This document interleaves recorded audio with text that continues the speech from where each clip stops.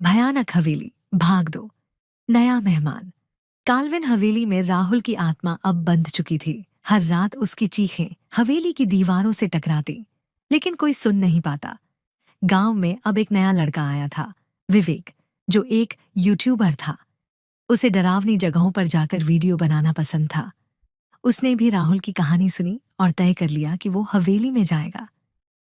डर जैसी कोई चीज नहीं होती, उसने कैमरे के सामने कहा। रात के ठीक 12 बजे विवेक हवेली के पास पहुंचा। जैसे ही उसने पहला कदम अंदर रखा, एक अजीब सी फुसफुसाहट उसके कानों में गूंजने लगी। एक और आ गया, हम अकेले नहीं। विवेक ने टॉर्च ऑन की। सामने दीवार पर लिखा था, राहुल जिंदा है लेकिन इंसान नहीं रहा। अचानक उसके कैमरे में एक झलक आई, एक इंसान की आकृति, लेकिन चेहरा झुलसा हुआ और आंखें खून से भरी हुई। राहुल, विवेक ने धीरे से कहा। आकृति मुस्कुराई और बोली, अब तू मेरा साथ देगा। कमरे की छत से उल्टी लटकती निशा की आत्मा धीरे धीरे जमीन पर आई।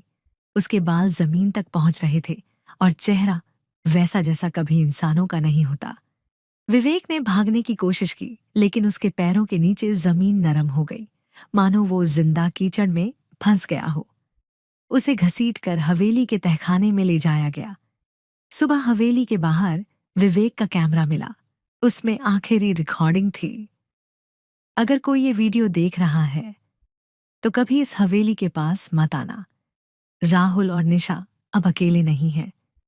अब हवेली को एक नया नाम मिल गया था, मृत आत्माओं का घर।